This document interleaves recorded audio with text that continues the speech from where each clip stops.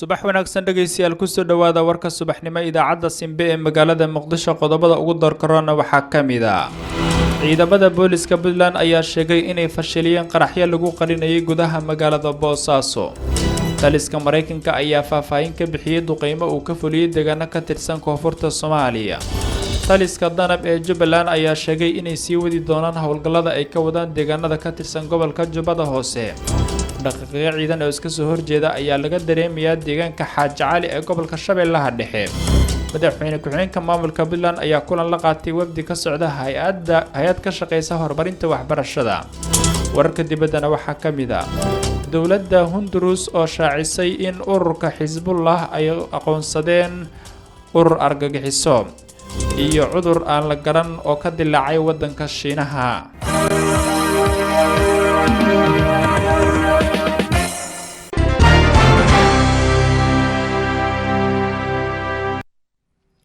ismaqal wanaagsan subax wanaagsan waxaad maqasheen qodobadii wararkeena subaxnimo ugu doorkarona waa subaxnimo talaada taariikhdu waa 21 bisha koobaad ee January 2020 kusoo dhawaada warkii subaxnimo idaacadda Simba oo fidsan kusoo dhawaada dhaqaaqyo ciidan oo iska soo horjeeda ayaa laga dareemayaa deegaanka Xaaji Cali oo ka tirsan gobolka Shabeellaha Dhexe wararka ka imaanaya deegaano ka tirsan gobolka Shabeellaha Dhexe gaar ahaan deegaan lagu magacaabo Xaaji Cali oo qiyaastii 15 kiiloomitir u jira degmada Cadale ee gobolka Shabeellaha Dhexe ayaa waxay sheegayaan in halkaasi ay ka socdaan dhaqaaqyo iska soo horjeeda oo u dhaxeeya Al-Shabaab iyo ciidanka xoogga dalka Soomaaliyeed toddobaadkii la soo dhaafay deegaanka Xaaji Cali waxaa ka dhacay dagaal u dhaxeeyay Al-Shabaab iyo sidoo kale ciidanka dawladda ee halkaasi ku sugan dadka deegaanka ayaa waxay ka cabsi qabaan inay dagaal halka ku dhex maro ciidamada dawladda iyo Al-Shabaab waxaana mid kamid ah dadka deegaanka oo la hadlay oo ka warbixiyay sida ay uga baqanayaan in halkaas uu ka dhaco dagaal u dhaxeeya Al-Shabaab iyo ciidanka dawladda Soomaaliya والله دورانكي وهذا دجال ما تشيله لكن معناه عيسى ماشي وعلامات ماشي هذا لو قدر يبغى بلدك هذا دجالكم كده عليه هذا وقت أو تتعاد عمل هذا قبل لو ذي مركز هذا دجال ما تشيله لكن عكس هذا ماشي كده تقدر دجال عدله هو طوله سكتور اللي حاجة عليه وعيد 8 كيلومتر عمل ولد تمام سو ما يشيله ماشي والله دجال دور مرة معنا عيال صون نقطي هذا عمل دجال ماشي كده عيا وين على مركز قح يا هذا معنا تسوي وكبر كعوة يا قارن هذا وكده يا قارن وكده هو عمل يا ولادي وحي سجران طبعا يلا كيلومتر شباب هذا الدرود واشرانه معناه ان واحد او هذا كل ما انا هذا معناه كل هذا الرسالة هذا معناه هذا دجال فشلوا لكن كل واحد اسمه عمل واحد مقاش عمل وسوق هذا على قدر ما عمل هذا معناه ايش امو معناه هذا دجال كدع يا عمل هو على ما goobjoogahan ku sugan deegaanka Xaaji Cali ee gobolka Shabeellaha Dhexe ayaa waxa uu sidoo kale inoo sheegay in cabsi weyn ay ka jirto deegaanka isla mar ahaantaana dadka deegaanku ay ka barakacanayaan iyagoo ka cabsi qaba in halkaas ay wax ka soo gaarto dagaalada dhex maraya Al-Shabaab iyo ciidanka dawladda وقارن بركة قارن تقولوا كنت مقالة ما فارج والله ماشي الدجال عيا كدع عمل شيكات من نوع هذا ماشي ثلاثة عملوا ورقة هذا ماشي عمل عيالات أو دجال ماشي عيا كدع ماشي رقبة عمل شيء نوع هذا ماشي عيات عمل والله كل ماشي دور مرة معناه قصار دي ماشي دعوة عيا كدع ذي أو دور مرة ماشي لو صور بس الدولة ورقة بس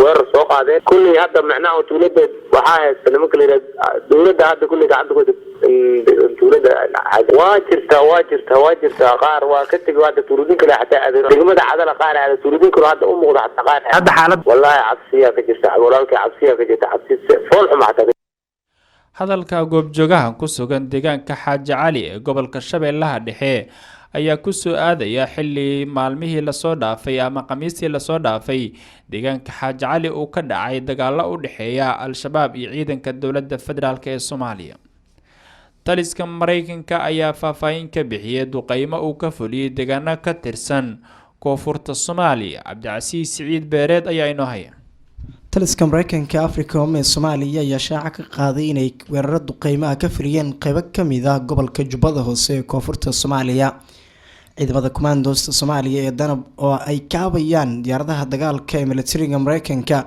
ayaa waxay duqeymo ka fuliyeen qeybo kamid a gobolka jubbada hoose sida ay xaqiijiyeen saraakiil ka tirsan taliska mareykanka africom ee soomaaliya. howlgalkan oo ay si wadajir ay u fuliyeen ciidamada danab ee xoogga dalka soomaaliyeed iyo sidoo kale kuwa mareykanka oo iyagu taageero siinaya ciidamada dowladda soomaaliya ee danab, waxaana ka fuliyeen halka loo yaqaano bangeeni oo dhacda koonfurta soomaaliya kana tirsan gobolka jubbada hoose. qoraal ka soo baxay taliska mareykanka africom ee soomaaliya ayaa lagu xaqiijiyey in duqeyntaasi ay ku direen 12 xubnood oo ka tirsan al-shabaab, inkastoo aan la xaqiijin karin seegashada mareykanka. hase haatee waxay tilmaameen in duqeyntaasi iyo howlgallada ay sameeyeen ciidamada danab ay ku direen 12 xubnood oo ka tirsan al-shabaab, sidoo kalena ay ku dhaawaceen xubno kale oo ka tirsan dagaalyahanada al-shabaab. taliska mareykanka ayaa sheegay inay sii wadi doonaan taageerada ay siiyaan ciidamada xoogga dalka soomaaliyeed ee danab iyo sidoo kale dagaalada iyo duqeymaha ay kula jiraan al-shabaab oo dagaal kala soo horjeeda ciidamada dowladda soomaaliya, kuwa amisom iyo mareykanka oo isku dhinaca. intii lagu guda jiray howlgalladan waxa ay taliska mareykanka u sheegeen in ciidamada soomaaliya ee danab ay u suura gashay inay deegaano badan al-shabaab kala wareegaan.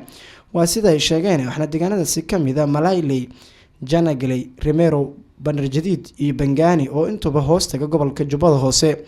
waxaana taliska mareykanku ay sheegeen in ciidamada danab ay haatan awood u leeyihiin inay deegaano badan ka xoreeyaan ama ay kala wareegaan al-shabaab. waa sida ay sheegteen. ma jiro wax hadal oo kasoo baxay al-shabaab oo la xiriirta sheegashada mareykanku inay duqeyn ku direen 12 xubnood oo ka tirsan al-shabaab. hase haatee inta badan mareykanku duqeymaha ay ka fuliyaan soomaaliya waxay sheegeen inaysan wax khasaaraha gaarsiin dadka shacabka, waxaana qoraalka kasoo baxay africom kamid a in wax khasaara aysan soo gaarin shacabka ku nool deegaanada ay duqeynta ka fuliyeen. hase haatee hay-adda amnesty international ee xuquuqlisaanka horey waxay u sheegtay in africom ay duqeymo ku direen boqolaal kamid a shacabka soomaaliya 5tii sano ay duqeymaha ka fulinayeen gudaha dalka soomaaliya. aad baad u mahadsantahay cabdicasiis siciid beereeda. ciidamada booliska puntland ayaa sheegay inay fashiliyeen qaraxyo lagu qarinayay gudaha magaalada boosaaso ee xarunta gobolka bari. ciidamada booliska puntland oo kaashanaya ciidanka BSF oo sida gaarka u tababaran ayaa habeenkii xalay ahayd waxa ay fashiliyeen qaraxyo lagu qarinayay gudaha magaalada boosaaso ee xarunta gobolka bari. ciidamada ayaa ugu dambeyn soo bandhigay waxyaabaha qarxa oo lagu qarinayay mid ka mid a xaafadaha ku yaala magaalada boosaaso ee xarunta gobolka bari. magaalada boosaaso ayaa martigelinaysay maalmihii lasoo dhaafay shirka iskaashiga maamulada Jubbaland iyo Puntland oo lagu soo gabagabeeyay magaalada boosaaso. taliska ayaana waxa ay ka warbixiyeen sida loo fashiliyay, sida ay ugu suurto gashay inay fashiliyaan qaraxyadaasi, waxaana talisku uu ka mahad celiyay sida ciidamada booliska iyo BSF ay isaga kaashadeen inay soo bandhigaan waxyaabahaasi. badbaadiyay ilaahay baa iskala badbaadada iyo shaqadii dheerayd oo ay qabteen ciidamada booliska iyo BSF. gaar baan ugu mahad celinayaa cid kasta oo nagala shaqaysana waa ugu mahad celinayaa inay gacan ka geysteen. laakiin gaar ahaan waxaan u mahad celinayaa ciidamadii booliska iyo BSF, qoladii miinada, saraakiishii, raggii ku hawl jiray. waxaan leeyahay jazaakallahu khayr, shaqaa gudateen, waajibaad qaran baa gudateen, shaqadii aa qabateen aad baan ku mahad celinayaa. arxanlaawayaasha ummadda u dhagraya inay gumaadaan waxay ciidamadu u egman yihiin inay saacad walba iyo wakhti kastaba hor taagan yihiin oo ka badbaadinayaan. waxaan leeyahay saraakiisha hareerahayga taagan iyo kuwa badan oo jooga meesha aad baan ugu mahad celinayaa.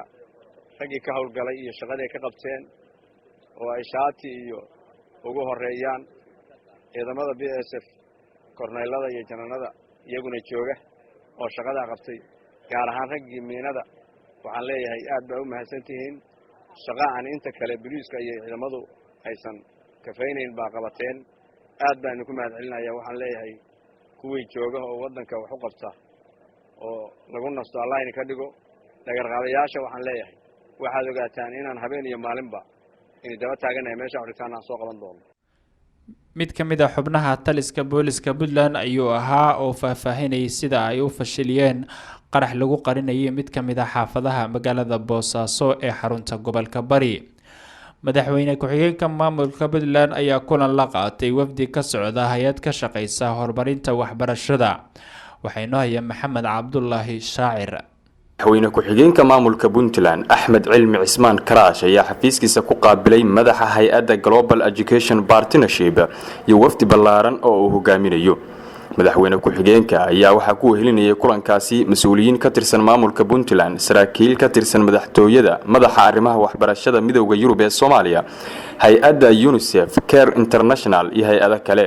madaxweyne ku-xigeenka iyo mas'uuliyiinta hay'adda Global Education Partnership ayaa ka wada hadlay tayeynta iyo kor u qaadida waxbarashada, taageerada beesha caalamka ee arrimaha waxbarashada iyo shirka dib u eegista waxbarashada Puntland. sidoo kale mas'uuliyiinta hay'addaasi ayaa waxay bogaadiyeen aqoontada maamulka Puntland ugu talagalay miisaaniyadda 2020 tayeynta waxbarashada maamulkaasi. waxa uu madaxweyne ku-xigeenku dhankiisa uga mahadceliyay beesha caalamka taageerada ay ka geystaan waxbarashada Puntland iyo tan guud ahaanba Soomaaliya. wafdigan ayaa maanta ka qayb gali doona shirka dib u eegista waxbarashada Puntland oo sanadkiiba mar la qabto kaasi oo ka furmi doona caasimadda maamulkaasi ee Garowe. taliska danab ee Jubbaland ayaa sheegay inay sii wadi doonaan howlgallada ay ka wadaan deegaanada ka tirsan gobolka Jubbada Hoose. taliyaha ciidanka danab ee Jubbaland Gaashaanle Xasan Maxamed Aadan ayaa waxa uu faahfaahin ka bixiyay dagaalo al-shabaab iyo sidoo kale ciidanka Jubbaland ku dhex maray deegaano ka tirsan gobolka Jubbada Hoose, gaar ahaan deegaano hoos yimaada degmada Jamaame ee gobolka Jubbada Hoose. waxa uu sheegay in dagaaladaasi ay guulo weyn ka soo hooyeen, isla mar ahaantaana ay wadi doonaan howlgallada qorshaysan oo maalmihii la soo dhaafay ay ka wadeen deegaanada ka tirsan gobolka Jubbada Hoose. inta kadib waxaa dhacay dagaal xoogan. dagaalkaasi wuxuu socday muxuu ahaa 2 maalmood iyo habeen buu socday. runtii waxa weeye ciidamada Soomaaliya guud ahaan ka qayb galay dagaalkaas aad iyo aad baan ugu hambalyeynaya. geesiyiin waxa weeye halgamaya oo waxa weeye shaqada qaranka gudanaya weeyaan. dagaalkuna waxa weeyaan wuxuu u dhaxeeyay nimanka cadawga ee ummadda Soomaaliyeed dhibaateynaya iyo ciidanka Soomaaliya guud ahaan meel kasta muxuu ahaa ka yimaadee aad buna muxuu ahaa dagaalkaasi maaragtay muxuu ahaa runtii loogu guuleystay. dagaalkaas cadawga waxaa kaga dhintay ilaa muxuu ahaa 12 nin. khasaaraha aanu muxuu ahaa sida dhabta u ognahay waxa weeye koban waxaa ku dhintay muxuu ahaa 6 baa ku dhimatay. magaalada Bangeeni waxaa ku dhintay muxuu ahaa iyadana muxuu ahaa 6 baa ku dhintay. 12 kaas muxuu ahaa cadawga ka tirsan horta waa dhinteen. kale oo ciidamadu si muxuu ahaa guul iyo sharaf ku jirto uga hawlgaleen magaalada la yiraahdo Beleduraxma oo waxa weeyaan muxuu ahaa markii xagga Jilib loo dhaafo maaragtay muxuu ahaa magaalada maartay Bangeeni halkaana muxuu ahaa ciidamadu dagaal culus bay kula galeen nimanka cadawga. taliyaha ciidanka Jubbaland Gaashaanle Xasan Maxamed Aadan ayuu ahaa oo faahfaahin ka bixinayay dagaalo maalmihii la soo dhaafay ay la galeen al-shabaab. waxa uu sheegay in howlgallo qorshaysan ay ka fuliyeen deegaanada ka tirsan gobolka Jubbada Hoose.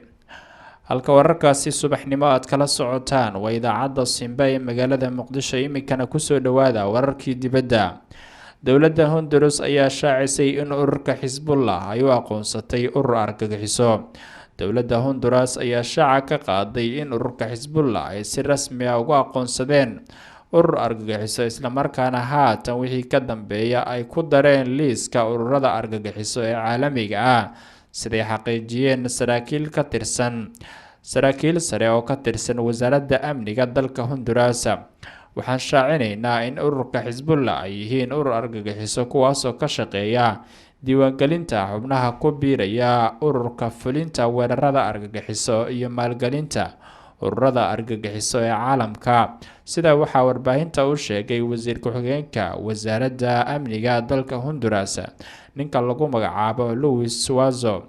asbuucii aynu soo dhaafnay madaxweynaha cusub ee dalka Guatemala Alejandro ayaa hoosta ka xariiqay in ururka Xisbullah ay u aqoonsadeen urur argagixiso kaasoo halis ku ah nabadgelyada caalamka, isagoo intaasi ku daray in dowladda Guatemala ay difaaci doonto safaaradda ay ku leedahay magaalada barakeysan ee Qudus, halkaasi oo Israa'iil xoog ay kaga haysato shacabka Falastiiniyiinta. guud ahaan warkii subaxnimo aad kala socoteen idaacadda Simba ee magaalada Muqdisho inta ayuu ku dhan yahay.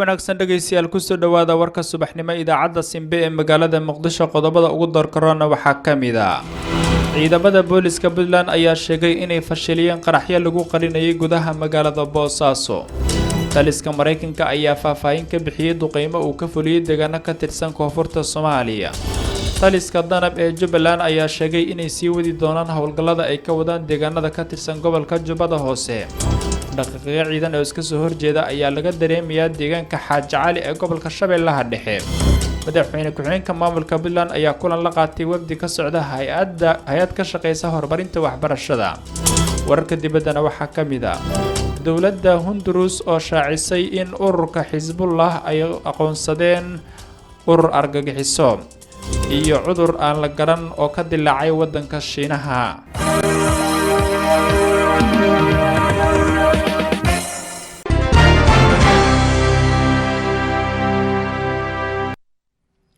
ismaqal wanaagsan subax wanaagsan waxaad maqasheen qodobadii wararkeena subaxnimo ugu doorkarona waa subaxnimo talaada taariikhdu waa 21 bisha koobaad ee January 2020 kusoo dhawaada warkii subaxnimo idaacadda Simba oo fidsan kusoo dhawaada dhaqaaqyo ciidan oo iska soo horjeeda ayaa laga dareemayaa deegaanka Xaaji Cali oo ka tirsan gobolka Shabeellaha Dhexe wararka ka imaanaya deegaano ka tirsan gobolka Shabeellaha Dhexe gaar ahaan deegaan lagu magacaabo Xaaji Cali oo qiyaastii 15 kiiloomitir u jira degmada Cadale ee gobolka Shabeellaha Dhexe ayaa waxay sheegayaan in halkaasi ay ka socdaan dhaqaaqyo iska soo horjeeda oo u dhaxeeya Al-Shabaab iyo ciidanka xoogga dalka Soomaaliyeed toddobaadkii la soo dhaafay deegaanka Xaaji Cali waxaa ka dhacay dagaal u dhaxeeyay Al-Shabaab iyo sidoo kale ciidanka dawladda ee halkaasi ku sugan dadka deegaanka ayaa waxay ka cabsi qabaan inay dagaal halka ku dhex maro ciidamada dawladda iyo Al-Shabaab waxaana mid kamid ah dadka deegaanka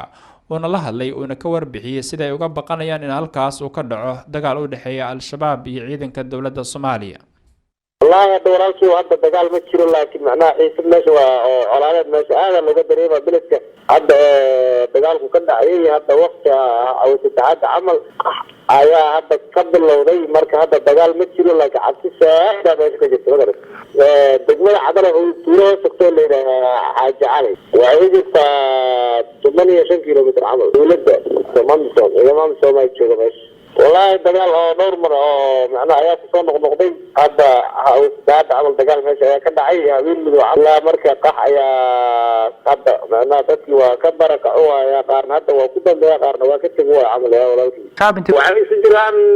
وحي سجران طبعا يلا كيلومتر ايه شباب هذا الدولة واشرانه معناه ان واحد او هذا كل ما انا هذا معناه كل هذا الرسالة معناه هذا دجال فشل لكن كل واحد اسمه عمل واحد مخش عمل وشوف هذا على قدر ما عمل هذا معناه ماشي امو معناه هذا دجال كده يا عمل هو على ماشي goobjoogahan ku sugan deegaanka Xaaji Cali ee gobolka Shabeellaha Dhexe ayaa waxa uu sidoo kale inoo sheegay in cabsi weyn ay ka jirta deegaanka isla mar ahaantaana dadka deegaanku ay ka barakacanayaan iyagoo ka cabsi qaba in halkaas ay wax ka soo gaarto dagaalada dhex maraya Al-Shabaab iyo ciidanka dawladda وقارة بركة قارة تقولوا كنت مقالة ما فارج والله ماشي الدجال عياك دع عمل شيكات من نوع هذا ماشي ثلاثة عمله ورقة هذا ماشي عمل عيالات أو دجال ماشي عياك دع ماشي لقطع عمل شيك نوع هذا ماشي عيات عمل والله كل ماشي دور مرة معناه قصة أرض ماشي دعوة أي كدع ذيك أو دور مرة ماشي لو صور بس الدولة ورقة أو بس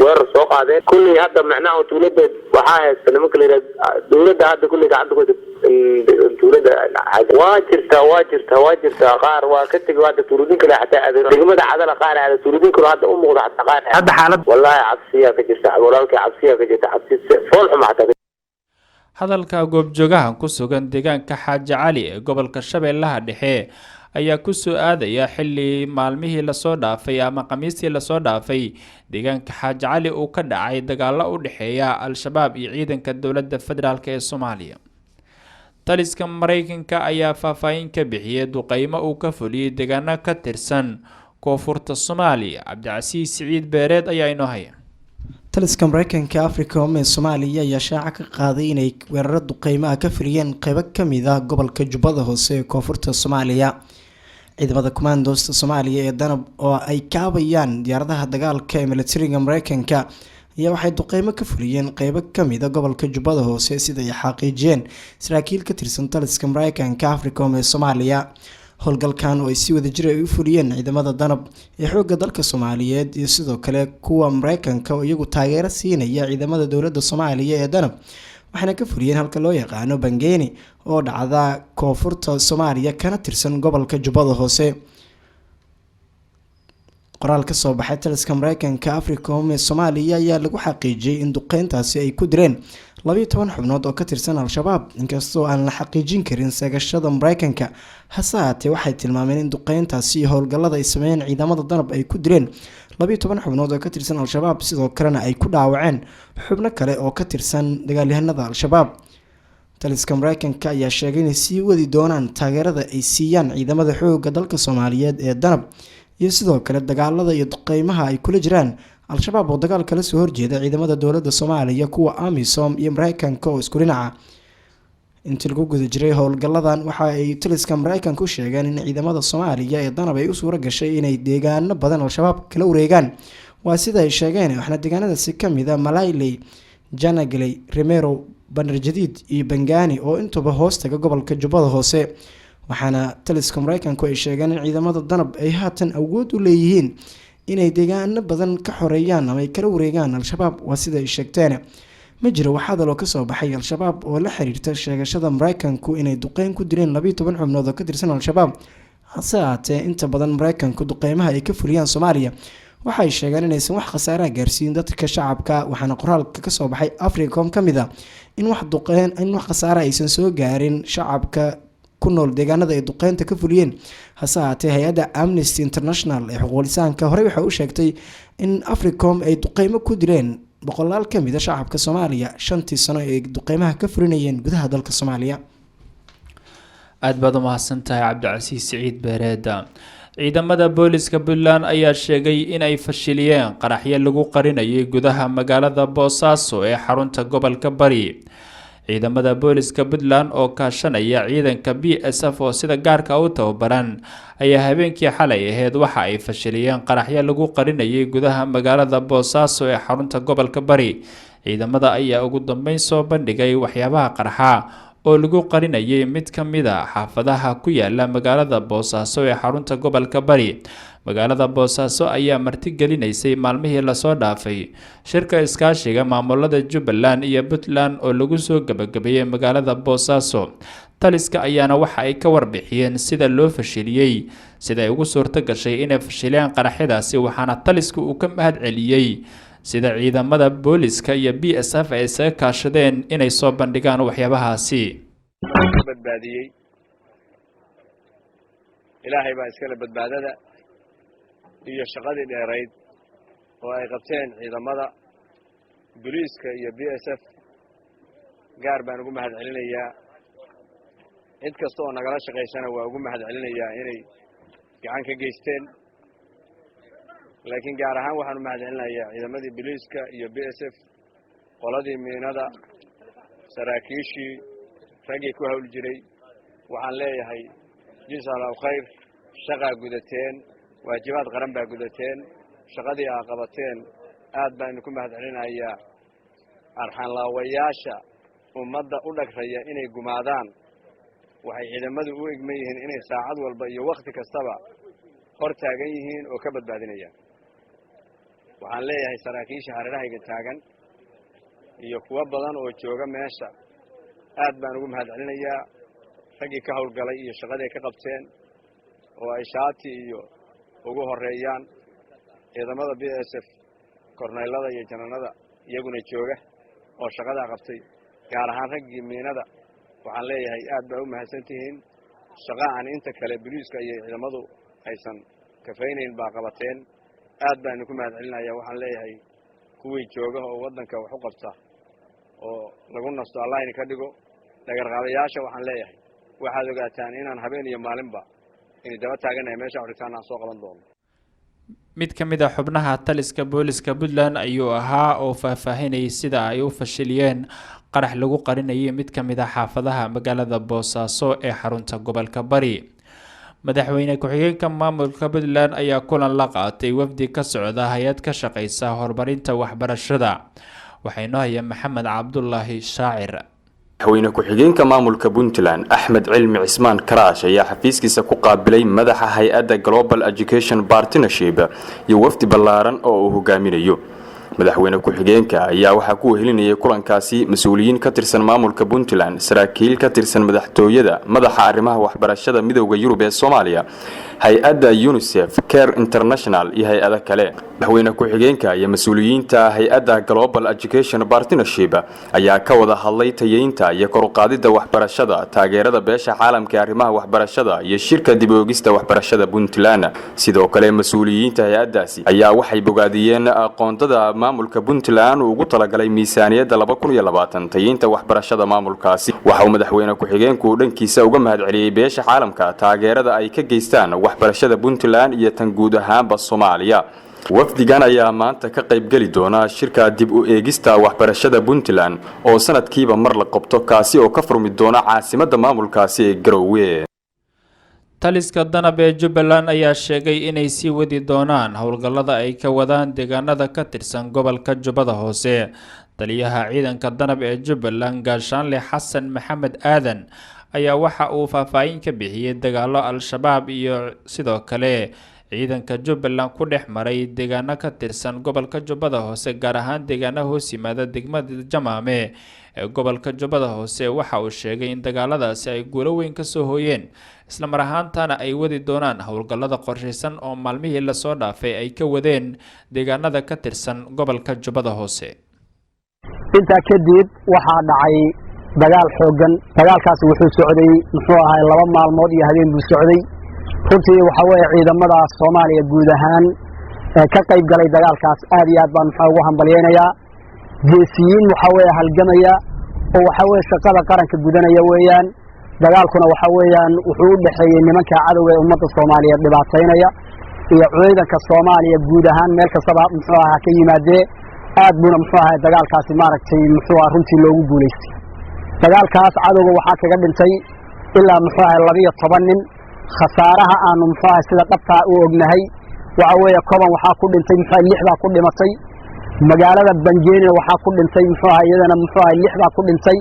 12 kaas muxuu ahaa cadawga ka tirsan horta waa dhinteen. kale oo ciidamadu si muxuu ahaa guul iyo sharaf ku jirto uga howlgaleen magaalada la yiraahdo Baladur Rahma oo waxa weeyaan muxuu ahaa markii xagga Jilib loo dhaafo maaragtay muxuu ahaa magaalada maaragtay Bangeeni halkaana muxuu ahaa ciidamadu dagaal culus bay kula galeen nimanka cadawga.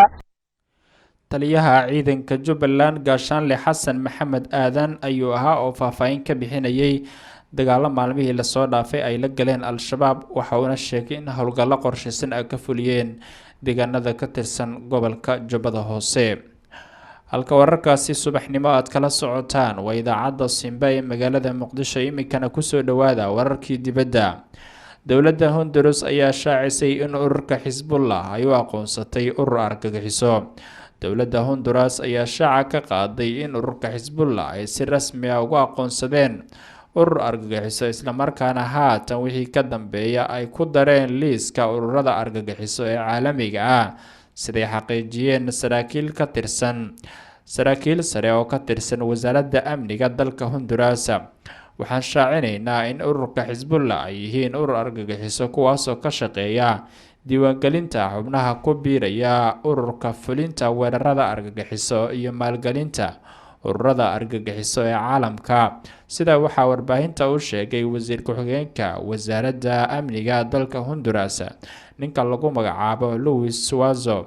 asbuucii aynu soo dhaafnay madaxweynaha cusub ee dalka Guatemala Alejandro ayaa hoosta ka xariiqay in ururka Xisbullah ay u aqoonsadeen urur argagixiso kaasoo halis ku ah nabadgelyada caalamka, isagoo intaasi ku daray in dowladda Guatemala ay difaaci doonto safaaradda ay ku leedahay magaalada barakeysan ee Qudus, halkaasi oo Israa'iil xoog ay kaga haysato shacabka Falastiiniyiinta. guud ahaan warkii subaxnimo aad kala socoteen idaacadda Simba ee magaalada Muqdisho inta ayuu ku dhan yahay.